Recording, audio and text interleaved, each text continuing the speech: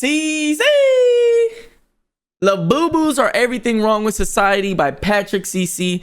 My girl may not like this video because she got a whole shelf full of them damn things and other things from Pop Mart as well. But Labubus is a lot. You know, all right, let's get it, Patrick. Talk to me, bro. Whenever it feels like we are making progress towards a society that refuses to fall victim to mindless consumption, or we are having honest conversations about how young people can't afford houses or have families, something like Labubu comes around and destroys all faith in humanity. Now, there's nothing wrong with having a collection: music, trading cards, comic books, coins, seashells, whatever brings you joy, especially if you are a child. But something about Labubu feels off. It feels less like a genuine collection and more they're demonic. No, I'm just kidding. I'm just kidding. Hollow trophy. I've seen so many people say they're demonic, and I'm like, bro, it's just not. I don't know about demonic. They might be a little weird, but they're not demonic, bro. That people convince themselves they need because someone with millions of followers attached it to their purse. It's the illusion of status packaged into an evil-looking doll that proves how easily we're manipulated by major corporations. But the crazy part, that is also a fact. Labubus are pretty fucking basic, bro. I know she gonna hate this video. Yo, she gonna hate this video, bro.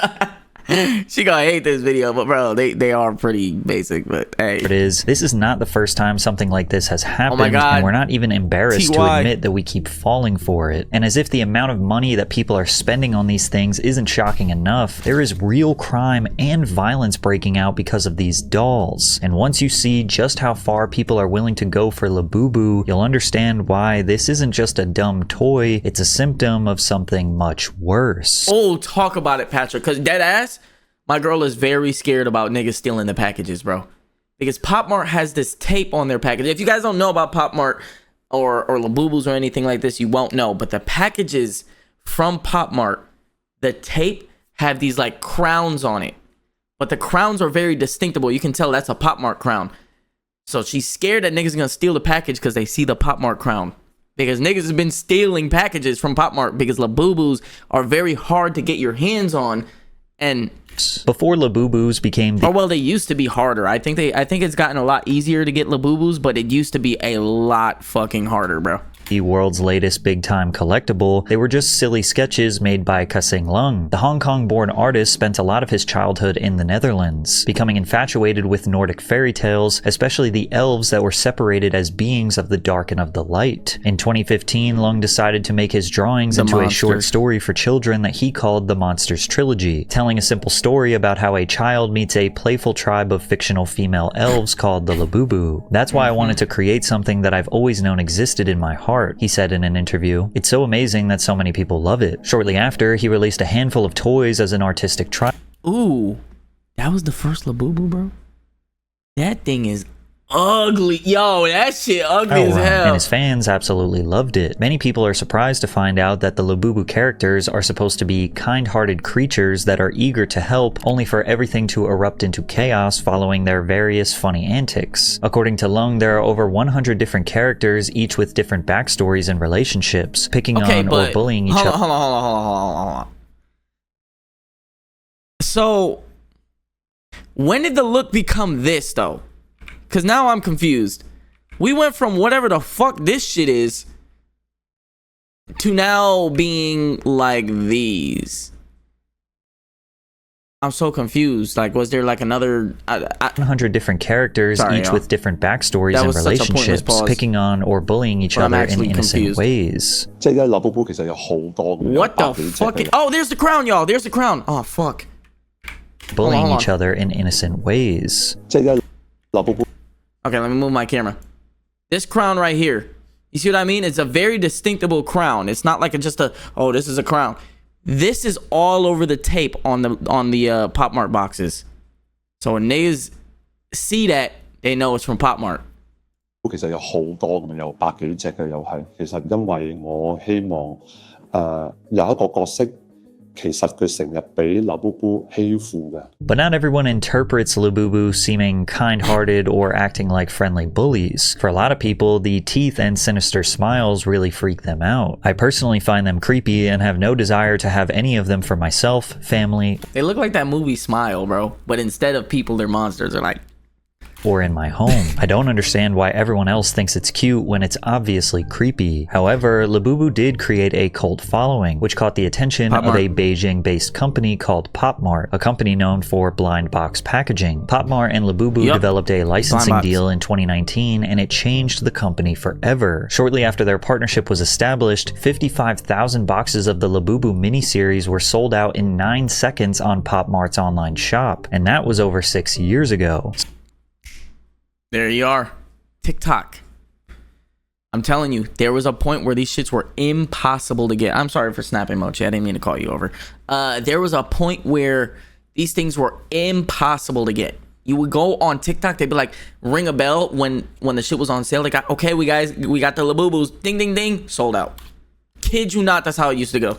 So the hype surrounding these toys is not new, it's just new to America. And while the company does have some offerings where you can actually choose which one you're going to purchase, it primarily sells blind box figurines now, making up more than 70% of their business. Blind boxes have been around for over 40 years in East Asia. It's just that recently they've become America's largest obsession when it comes to collectible toys. The concept is incredibly simple for businesses to get the consumer excited. On the external packaging, the customer can see a few different Labubus. My girl actually got me these, or got us these. I have one that has the letter I on it, and then she has one with the letter O.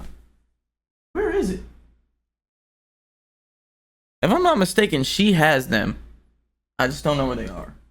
Yeah, I think they're in her shelf. They might get. Maybe you will get the pink one. Maybe you will get the green one. It even tells you the odds of getting them, 1 in 6. But the key is putting the secret one there. It is grayed out, so it is a total mystery. The secret one has a 1 in 72 chance of being in your purchase. And this could be one of the main reasons that is causing younger generations to collect more than they ever have before. In a survey conducted on 21st century collecting around the world, we've discovered that the average young adult spends almost $2,000 a year on collectibles, and that more and more adults who aren't collectors are now considering joining in on these trends, as 90% of collectors have reported that they participate in activities revolving around these collections. People have unpacking events, forums where they share their collections, and sometimes base their entire personality around something like Labubu because it's a way to connect with the outside world. PopMart even opened their first theme park called Popland, where people...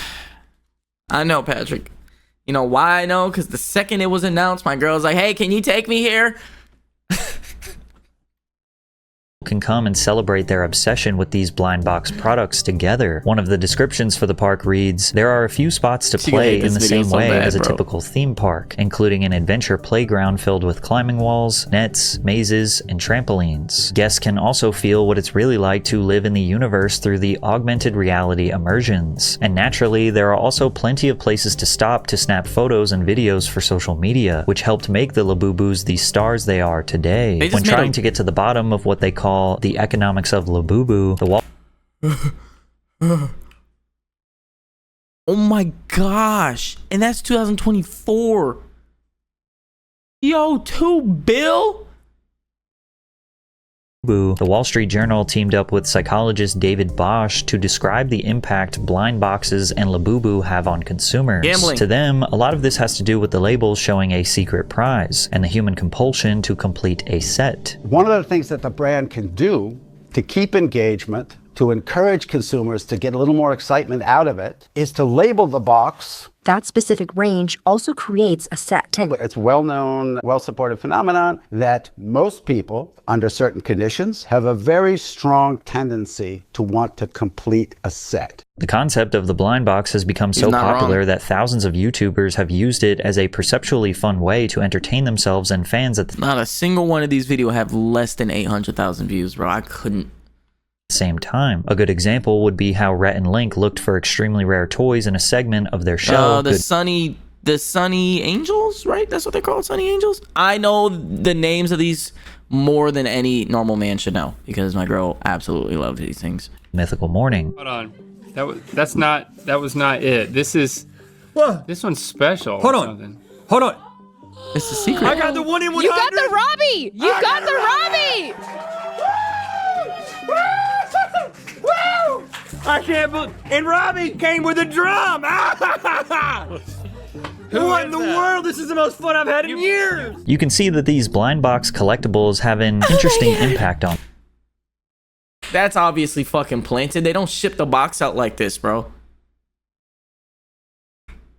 See, this is how you, bro. You can see now this just pissed me off, bro. Okay, because this is performative as fuck, and no disrespect to this lady right here, but like, she's opening the door. Oh my god, it came! It comes in a brown box that you have to unbox, then take the big box out, and then you have to put it on your fucking mat, close the door, turn on the camera. It's here!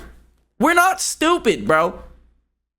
see that these blind box collectibles have an interesting impact on people. Even if they don't know what the toys are, why they're interesting, special, or even if they don't like the way that they look, once people realize they are rare, they start to attach value that isn't actually My dog ran away because she thinks I'm yelling at her. I'm not yelling at you, baby. Come on. there. Pop Mart and Labubu's business model mostly relies on this. Nothing creates hype more than the illusion of scarcity. The old classic, low supply, high demand. However, what really started this Labubu craze was another classic modern day marketing effort, paying a celebrity to endorse the product. Because just a few months ago, one of the world's most famous K-pop stars, simply known as Lisa, sent the world into a frenzy after she confessed her love for Labubu. Lisa is a Thai singer, rapper, dancer, and actress who became the most followed K-pop idol on Instagram, but she's been seriously climbing the industry ladder since 2016 after joining the girl group Blackpink. By now, K-pop isn't just a genre, it's a full-blown global movement. Streaming has skyrocketed, with Spotify reporting a staggering 362% increase in K-pop streams worldwide over the past 5 years. The top 100 K-pop artists globally amassed a jaw-dropping 90 billion on-demand streams, with a 42% growth year over year. K-pop! They've also developed some of the most 42% growth year over year. K-pop! They've also developed some of the most die-hard cult-like fans on the internet. Fans will create entire Twitter accounts dedicated to a single idol, posting hundreds of updates a day like unpaid publicists. They'll organize mass streaming parties where thousands of people loop the same song 24/7 just to inflate the chart numbers. Some even spend hours translating interviews, subtitling videos, and archiving every second of a singer's life. To outsiders, it looks obsessive. It looks like the musician is at the center of a fan's entire identity, and sometimes they will attack anyone who criticizes them. But to the fans, it's just loyalty to their favorite star. And Lisa is arguably the most famous of them all. Lisa's been in ads for PlayStation 5, Louis Vuitton, partnered with Bose, and has been a global ambassador for Celine and MAC Cosmetics. So whenever she was asked to share her secret obsession with Vanity Fair's YouTube channel, anything she chose to promote was going to turn into pure gold. And in November of 2024, her obsession of choice was Pop Mart collectibles. Hi, this is Lisa, and this is my secret obsession. Oh boy. Whoa. This is Pop Mart. It's a blind box, so you don't... I know Pop Mart was doing backflips when they heard her fucking mention their name. It was like, let's fucking go. We about to become billionaires, nigga. Know what's inside? Can I open it? Oh my god. How do you get this? This is really rare and hard to find. Every collection, they have like the rare one. It's really hard to get. We call them secret. So I always wish that I got secret. One by one, Lisa unwrapped her blind boxes, getting more and more excited with No, they don't put it in those plastic bags anymore. They put it in these like pouches.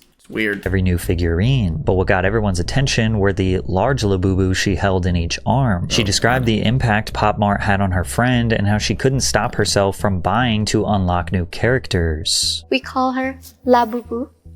Okay? Oh my god, this is so heavy. One has a tail, one doesn't. So this, Simomo, and this is Labubu. Yes. The Momo. I just got into Pop Mart like early this year, and I learned about this. My girl wants the big Zamomo so bad, but they're like scalping the prices. I think I saw one for like $300 or yeah, I think it was like $300 to $500. I was like, bro, what the fuck? This from one of my close friends in Thailand, and when I went to Thailand, she was like, oh, let's go to Pop Mart, and I was like, what is Pop Mart? Like, what? It's just like, oh, it's like, you know, it's a sell toys and stuff. Like, we should go and check. And then I went with them, And I was like, to be honest, I was like, I was not into it at all. I was like, no, I'm not gonna spend my money on this. And then The power of peer pressure. they came out and they were like, oh my God, like the one that I want, like it's sold out, it's so hard to get. And I was like, is that hard to get? And then they, you know, showed me a bunch of stuff. And as soon as I got them, I go crazy. It's like, I spent all of my money. What's really sad is that people couldn't tell that this entire video is just one large paid advertisement, but it worked. After the seal of approval from Lisa, Pop Mart God!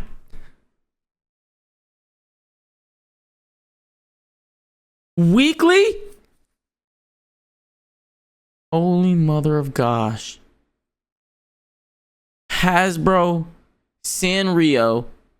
Well, Sanrio first, Hasbro second, Mattel is last. I mean, Mattel ain't really selling no more, bro. Mattel ain't really selling no more, bro. Because I'm gonna keep it a stack with you, Mattel. Like, niggas not buying Hot Wheels no more. Niggas not buying Barbie no more. Barbie did have a huge uptick when the Barbie movie came out, and that's why you see Mattel's thing just all of a sudden go boop boop boop boop, and then it comes right back fucking down. Boop boop boop boop boop boop. I think this was the Barbie movie right here. Right here, actually. Boop boop boop boop boop. And then it's going back down. share price has grown by almost 600% in just 1 year. Somehow, this creepy looking figurine with confusing appeal has managed to enter the hearts and minds of some of the richest celebrities all around the world. Korean artist V was seen walking around with Labubu in Seoul. Rapper Central C and Dua Lipa have been seen with theirs attached to bags. Why the fuck does Central C have a Guyanese flag on his shit? Is he Guyanese? Hold on.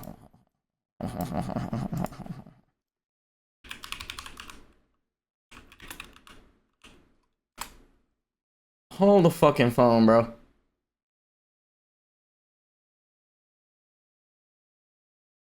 Related topics, Guyana. What?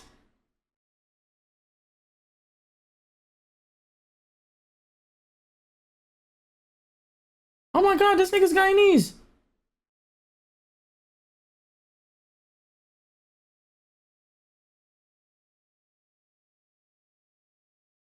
What the fuck? Kim Kardashian posted an entire collection of them on Instagram, and Madonna received. I wonder why he look a little. This why he look a little black, bro. Cause bro got a Guyanese dad. His dad Guyanese. Wow. Received a Labubu birthday cake that is quite frankly one of the most terrifying looking things on the planet. And if celebrities aren't the ones purchasing Labubus for themselves, they're receiving them as gifts from friends or family members. Like how football legend David Beckham posted an image of an apparently rare find that he received from his daughter. These celebrity advertisements have been one of the key driving forces for Labubu's current obsession. And I feel like we must address the elephant in the room about how this thing looks incredibly evil. The sharp teeth, the unsettling grin, the slightly furrowing eyebrows. You can't help but notice this toy has a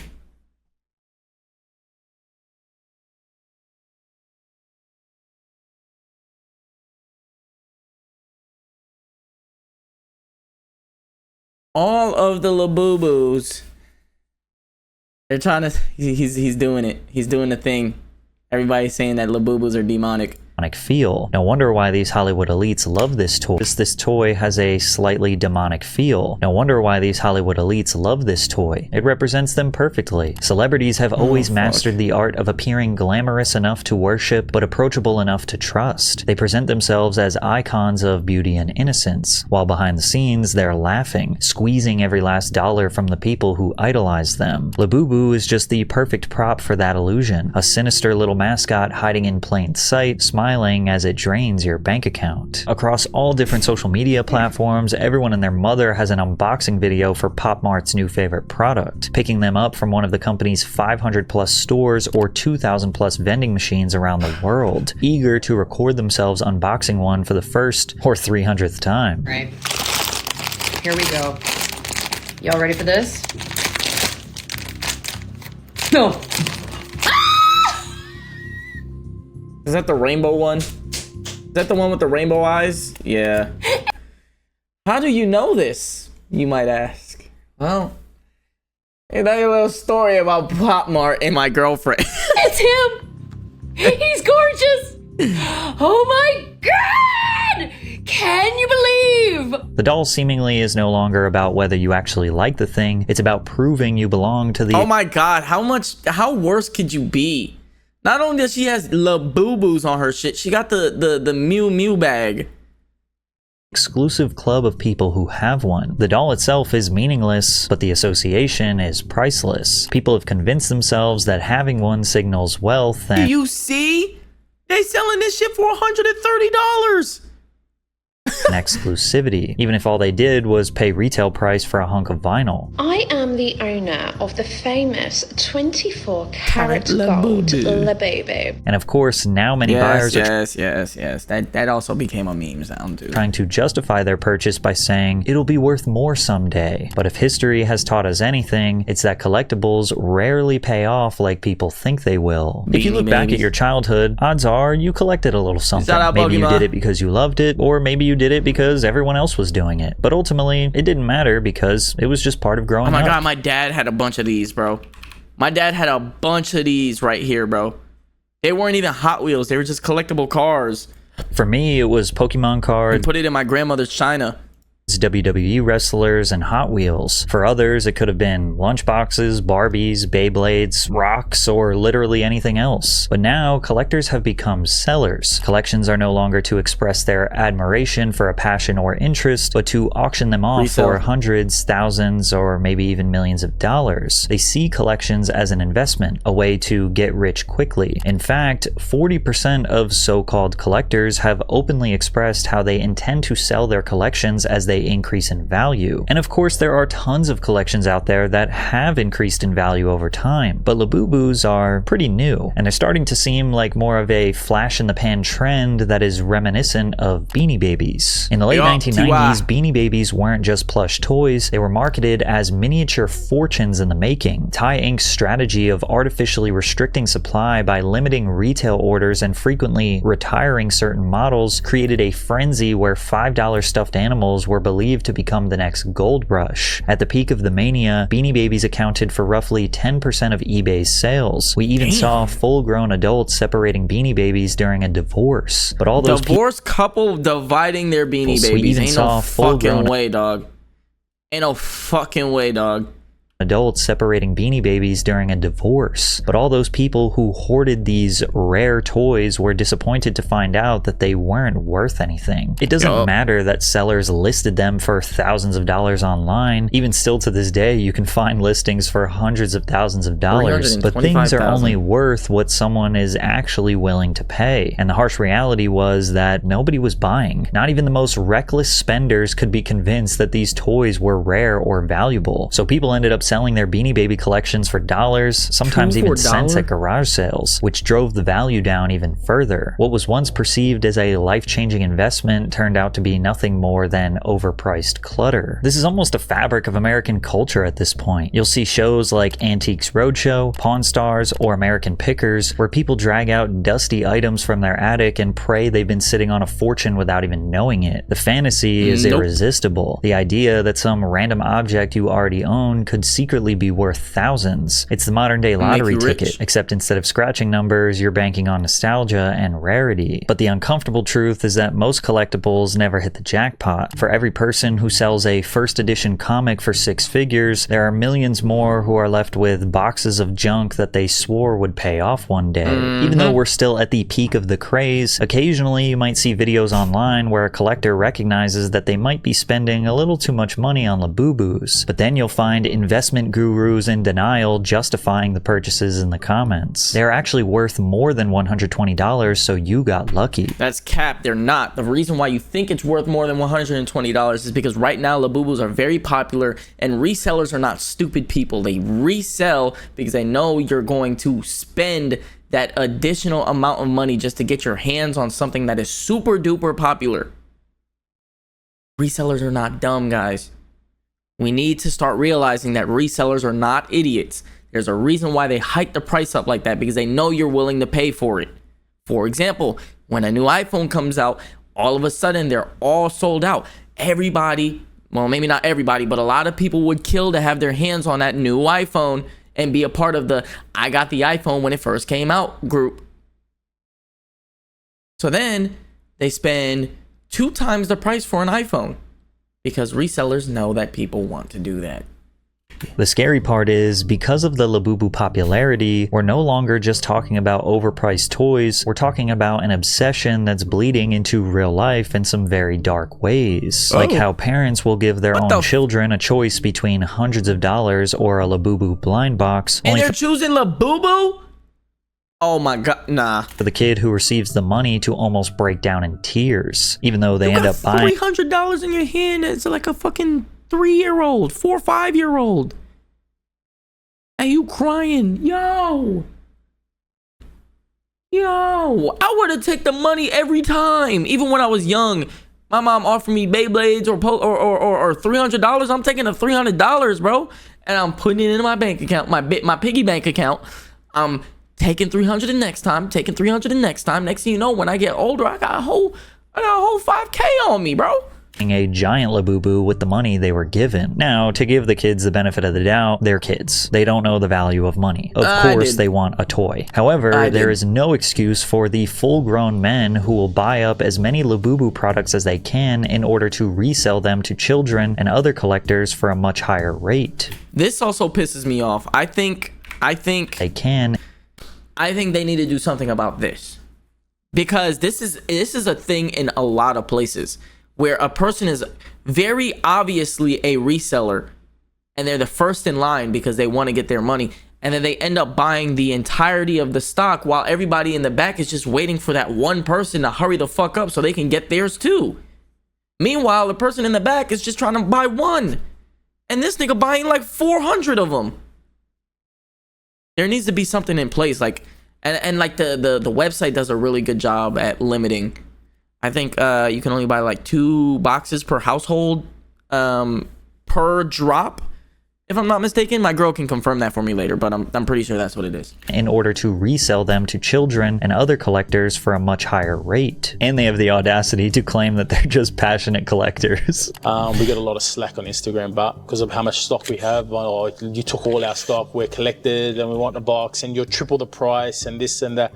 But unfortunately, people don't understand how a business model works, you know. No. People perfectly understand how the business model works. You try and squat as much inventory as possible so there's scarcity, and then people have FOMO, so they want to make sure they get it, so they'll pay the extra markup that you just drive the price to the roof. They came. That's literally what I just 2 weeks said. ago. Bought Labubus for the kids. Someone stole her Labubu from her bag. You're kidding. Yes, at school. Tough.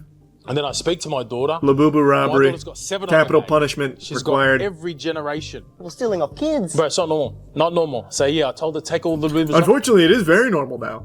It is. It's super normal now. When grown adults are exploiting children for profit, it's only a matter of time before the obsession spills into outright theft and violence. That's what I'm saying. My girl knows about this too, and she's like scared that people are gonna be robbing her packages. In Southern California, a small group of teenagers were suspected of breaking into a warehouse and stealing some inventory. When the Chino SoCal police received a warrant to raid the house the supposed thieves were staying at, they weren't looking for electronics or jewelry. They were searching for about 14 boxes of Labubu collectibles that the alleged thieves were intending on reselling on the black market. According to the report, the cops recovered $30,000 worth of the furry figurines, which usually retail for about $30 each. In the same story, the LA Times noted that the prices for Labubu due to scarcity are reaching all-time highs. The figurines are usually sold at Pop Mart stores and create a fervor whenever new ones are released. A child-sized Labubu sold at auction for $150,000 according to media reports, and limited edition monsters can retail for $150. But the criminality doesn't stop at theft. There's now a growing scheme where people will make counterfeit Labubu, now named Lafufus, that is becoming such a large problem that people are making instructional videos to help customers inspect Labubus like diamonds at a jewelry store to avoid being scammed. Every Labubu should have exactly 9 teeth. No more, no less. Like this one, you can count it has 10 teeth. Here are a few other ways we can tell. If you look at the original Labubu's complexion, she has kind of a peachy pink tone to her skin, whereas if you look at the Lafufu, this one in particular has a paler complexion. Pop Mart told us you can also identify a Labubu by their high-quality finishes, such as the stitching and the paint job. One obvious way you can tell a Lafufu from a Labubu is the spelling on the tags. Labubu will say Pop Mart on the tag, whereas this specific Lafufu says poor mapped. I do like it when they're very obvious. Whether Pop Mart will admit it or not, they're definitely enjoying all forms of press, even if it's bad. All publicity is good publicity in the world of politics and sales, because at the end of the day, we only have ourselves to blame. Tim Dillon hilariously summarized the depressing reality of the Labubu obsession in America. The Labubu is the perfect symbol of the economy that we've created and the cultural value system that we have. It is a Chinese fentanyl-stuffed voodoo doll that is being exported to America. Little things like the Labubu become an important status symbol for people who have given up on owning a home, having a family, having a job, or a meaningful life. The adults, their eyes get big. You've got one of them. I want one of them. What? A family? No, that demon. I don't really agree with his take. I'm not gonna lie to you. I don't agree with this take. Actually, in fact, some people are buying Labubus because houses are too expensive.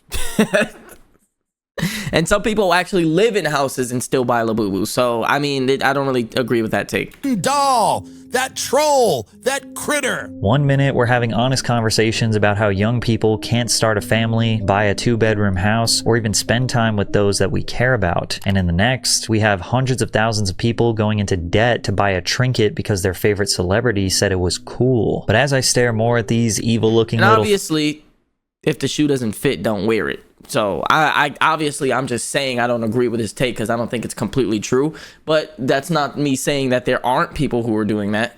I'm just saying it's not true.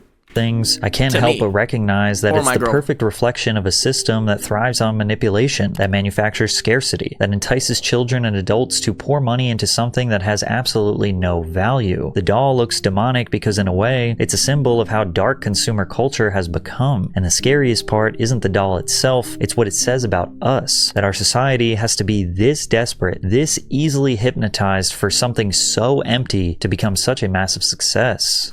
Oh, talk to him, Patrick. Talk to him, Patrick.